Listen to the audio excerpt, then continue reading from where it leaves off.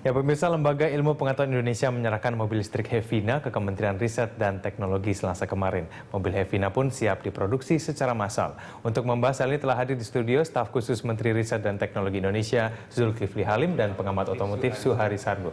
Selamat siang Pak Zulkifli dan selamat siang juga Pak Suhari. Saya langsung ke Pak Zulkifli. Pak Zulkifli, benarkah Menristek sekarang sudah memprioritaskan mobil listrik yang akan diproduksi saat ini? Ya, jadi produksi ini kan penelitiannya sejak belasan tahun yang lalu. Ya. Jadi latar belakang energi fosil yang semakin berkurang kan. Ya. Ini juga tanda bahwa peneliti rekayasa kita di Indonesia ini itu kan tidak kalah dengan internasional. Negara-negara lain juga baru mulai bergerak.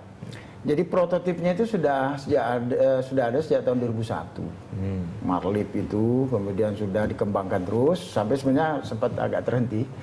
Kemudian 2 tahun yang lalu Bapak Presiden mengangkat lagi isu ini, lalu kami ditugaskan oleh Pak Menteri untuk konsolidasi, maka keluarlah itu bis yang merah tadi, sekarang yang putih, kemudian sedan putih itu.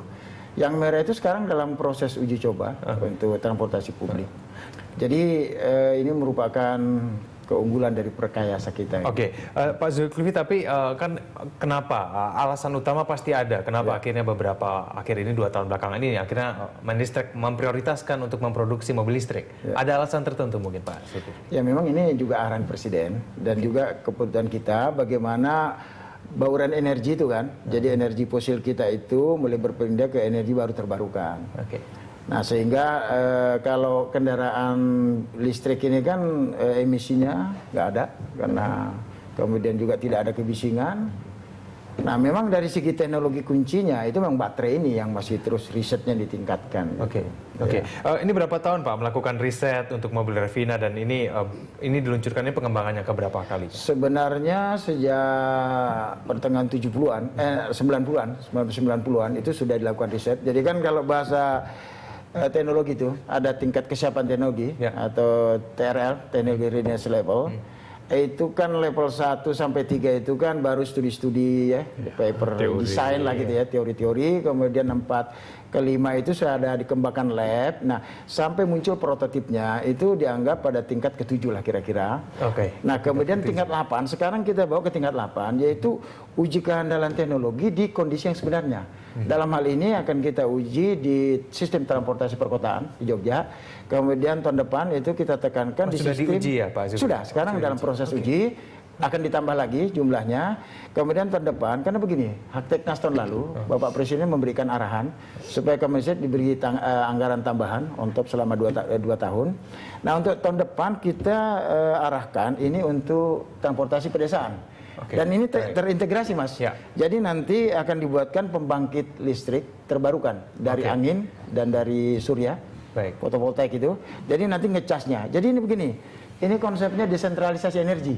Oke, itu nanti yang di pedesaan nanti Pak. Ya. Oke, nanti kita membahas itu, tapi saya harus tanyakan ke Pak Subari. Pak Subari ini, Pak Suhari maaf, Pak Suhari ini mobil listrik ya. Menurut Anda kemunculan mobil listrik ini di Indonesia ini seberapa penting? Ya, memang seperti tadi sudah dijelaskan oleh Pak Zulkifli. Ya. Kita harus ikut tidak boleh ketinggalan dalam pengembangan ini. Dan itu tadi sudah dijelaskan perlu proses untuk mempersiapkannya itu. Nah, dan dalam hal ini Ristek sudah menjadi salah satu perintis. Memang ada juga inisiatif-inisiatif dari perorangan atau dari swasta ya, seperti Pak Dasep Asmadi, lantas juga Mario yang bikin baterainya. Itu kemampuan-kemampuan ya yang seharusnya bisa digabung untuk mendukung ini secara keseluruhan. So, kalau masing-masing jalan sendiri-sendiri nanti prosesnya terlalu panjang dan juga kemampuannya nanti sangat terbatas. Oke, tapi tidak terlambat ya Pak Suhari kalau melihat mobil listrik berkembang di Indonesia beberapa tahun ini terakhir? Tidak terlambat? Sebetulnya nggak terlalu terlambat. Teman ada hambatan-hambatan seperti tadi katakan, itu adalah masalah administrasi, birokrasi, segala macam itu untuk proses pengujian. Dan yang penting adalah sebetulnya itu ketegasan dari pemerintah. Untuk, kalau memang ini sudah diputuskan, udah komitmen. Komitmen itu bisa komitmen secara kebijaksanaan, politis, Dan komitmennya juga secara fisik itu permodalan, investasi, fasilitas itu. Oke, Pak Zuhari dan juga Pak Zulkifli, nanti kita akan bahas lagi mengenai mobil listrik ini di segmen berikutnya. Kita harus jeda dulu, pemirsa, kami akan segera kembali. Ya pemirsa, kembali di Berita 1 dan kita masih membahas mengenai mobil listrik dan saya akan langsung menanyakan kepada Pak Zulkifli. Pak Zulkifli, kalau mobil listrik kan sudah pasti tidak menggunakan BBM, tapi menggunakan baterai. Ini yang seperti Pak Zul bilang tadi bahwa baterai ini sangat penting. Nah, kalau menurut Pak Zul sendiri, seberapa kuat ini baterai yang digunakan pada mobil listrik yang buatan terbaru dari Menlistrik ini? Jadi para peneliti baterai kita udah berkumpul, ada satu konsorsium sedang melakukan penelitian. Jadi kan begini Mas, mobil listrik itu kan gampangannya, mobil biasa, mesinnya diturunin, kemudian diganti sistem motor listrik, lalu penggeraknya itu baterai. Jadi nggak ada lagi BBM, nggak ada oli gitu, kecuali untuk ininya. Tidak ada radiator gitu juga tidak ada radiator. Nah jadi dari 5 teknologi kunci itu sekitar itu. Nah listrik ini, baterai inilah yang memang masih harus kita perkuat density-nya, daya tahannya. Kalau ini kan sekitar 100 kilo harus dicas lagi, dan kemudian ngecasnya agak lama. Nah ini sedang berlangsung riset supaya 200 kilo, 300 kilo baru dicas lagi, dan ngecasnya itu tidak perlu 3 jam. Gitu loh. Bisa dicas 1 jam, setengah jam, itu risetnya menuju untuk mencapai tingkatan itu. Tapi untuk proses bisa mencapai bahwa sampai 1 jam, sampai 2 jam sudah cukup untuk mengisi mobil listrik, itu berapa lama Pak proses penelitian? Nah ini kan memang penelitian itu kan memang ada iramanya tersendiri Mas. Yang jelas memang para peneliti kita dari BPT, LIPI ini sudah dikumpulin, termasuk dari swasta seperti Saudara Dasep Ahmadi, kemudian Mario tadi, itu udah terlibat semua, beberapa perusahaan baterai juga, untuk mencapai tingkatan itu. Pembuatan baterai ini impor ya Pak Zul ya? Itu untuk sementara ini kan kita pakai baterai yang ada ya. Kita beli putus istilahnya. Kan kalau prototip itu kan untuk membuktikan bahwa sistem teknologinya handal bisa dipakai. Nanti kalau kita bicara produksi baru ada lokal konten, komponen lokal yang kita buat sendiri. Ada persentasenya lah kira-kira. Saya ke Pak Zuhari. Pak Zuhari, ini kan mobil diganti semua isinya langsung diganti dengan baterai. Dan menurut Anda, apakah ada pengorbanan yang harus dilakukan? Apakah ini bisa dijamin keamanan dan juga kenyamanannya bagi para pengguna mobil listrik tersebut? Ya, kalau kita belajar dari negara-negara lain ya, semua industri mobil dunia ini sudah mulai bikin listrik. Sudah memulai? Sudah bikin ya. Dari Amerika, dari Eropa, dari Jepang, dari Korea, bahkan Cina pun juga sudah mulai. Ya. Dan masing-masing mengembangkan. Nah, mereka memang sudah mempunyai struktur industri yang sudah lebih dulu maju, jadi mereka sudah bisa lebih dulu dari kita. Kita kan sekarang baru mulai ini. Nah, satu contoh misalnya mereka juga mencermati betul mengenai masalah pasar. Ya. Di Amerika itu sudah ada yang mobil sangat performance-nya sangat bagus, yaitu yang Tesla itu seperti mobil listrik juga itu Pak? Mobil listrik, ya, modelnya seperti Ferrari begitu. Ya, tetapi karena pasarnya di sana juga agak terbatas, karena sangat terbatas, karena ini kan kembali lagi kepada cara hidup orang Amerika kan. Baik. Tapi Pak Zuhari, saya penasaran, kan kalau mobil listrik banyak orang yang masih mengidentikan bahwa tenaganya lemah, terus kemudian tidak bisa performanya sebaik dengan mobil konvensional. Apakah kalau menurut Pak Zuhari mobil listrik bisa mencapai dan bisa setingkat dengan mobil konvensional nantinya? Bisa. Seperti tadi saya ceritakan yang merek Tesla dari Amerika itu bisa. Itu performanya sangat bagus. Itu tidak kalah dengan yang pakai mobil balap yang pakai bensin. Baik. Cuman kembali lagi segmen pasarnya tentunya tidak semua orang mau pakai begitu kan ya. Nanti saya akan tanyakan lebih lanjut mengenai kondisi pasar di Indonesia dan kemungkinan bagaimana mobil listrik laku di pasaran atau tidak di segmen berikutnya. Pemirsa, kami akan segera kembali. Ya, mobil listrik ala anak bangsa itulah tema kita pada siang hari ini dan saya akan langsung menanyakan kepada Pak Zulkifli. Pak Zulkifli, kalau melihat riset dan teknologi kita apabila dibandingkan dengan negara lain, seperti yang disebutkan dengan tadi Pak Zuhari, kita tertinggal atau tidak sih sebetulnya? Kita sama Mas, bahkan dalam aspek tertentu bisa rame-rame. Jadi peneliti kita di LIPI, BPPT, bahkan di beberapa kampus, di UGM, di ITB, ITS, UNS Solo, Itu mereka juga melakukan itu. Jadi pada tingkat penelitian kita sama. Jepang melakukan itu, Amerika, Inggris, Thailand juga.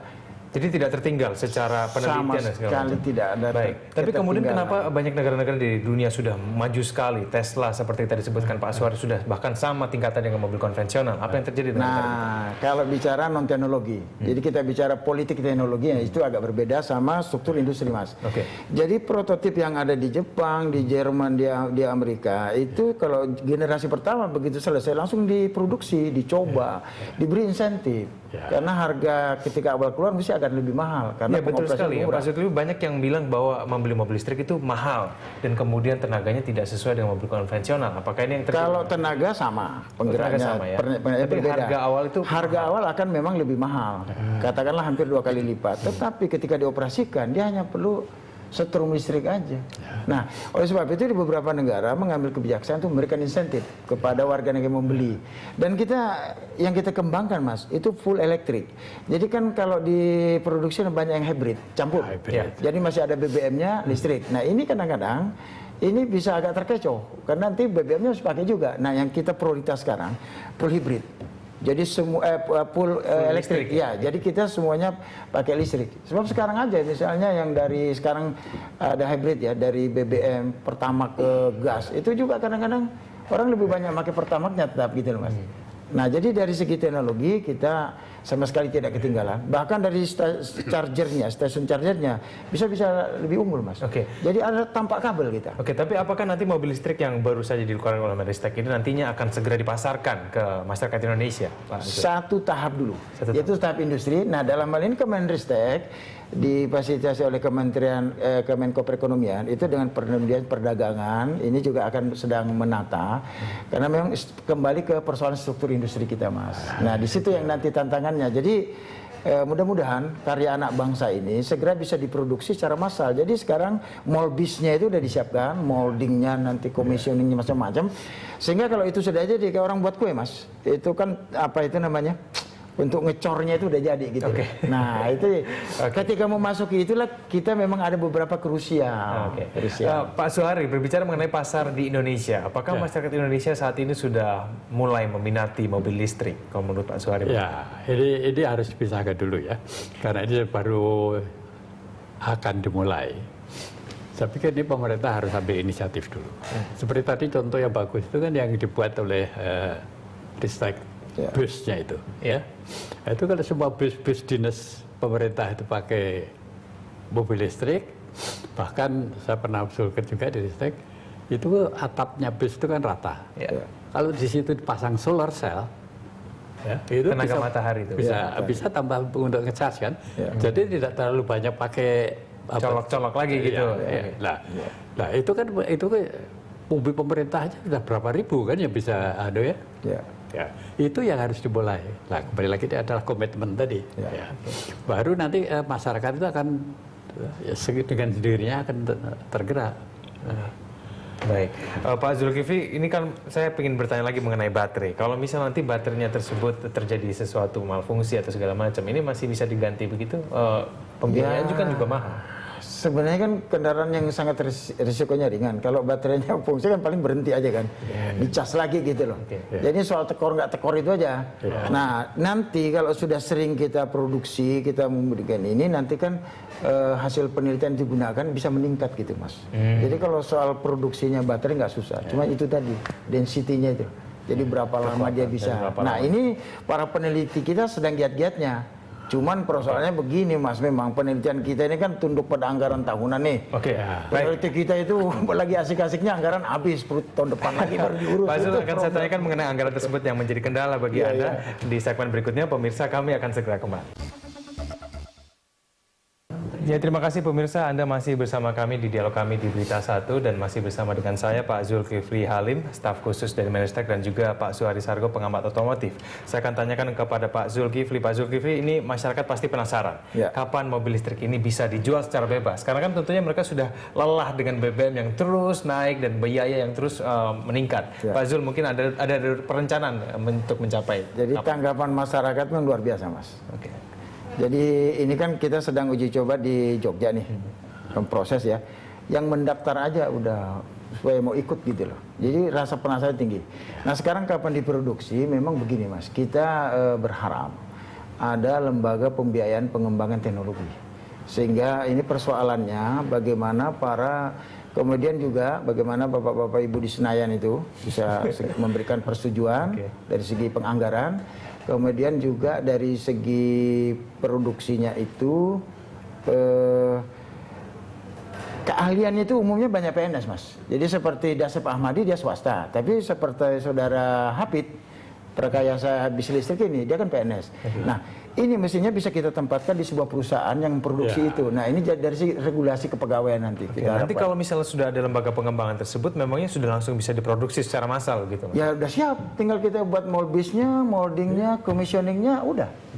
Tinggal dimainkan. Kalau mudah-mudahan sepeda motor bisa lebih cepat. Sepeda motor listrik mungkin sepeda motor juga ya, mungkin mudah-mudahan bisa lebih cepat. Yang sudah diproduksi sekarang berapa banyak Pak? Kalau ini kan produksinya baru belasan, karena ini prototip ya. Prototipe itu. Jadi, nah kalau untuk produksi yang sebenarnya nanti ini dalam kondisi untuk startup company itu. Oke, Pak Suhari kan Pak Suhari juga sudah bilang tadi bahwa adanya perlu dukungan penuh dari pemerintah untuk bisa membuat mobil listrik ini bisa dinikmati oleh masyarakat umum.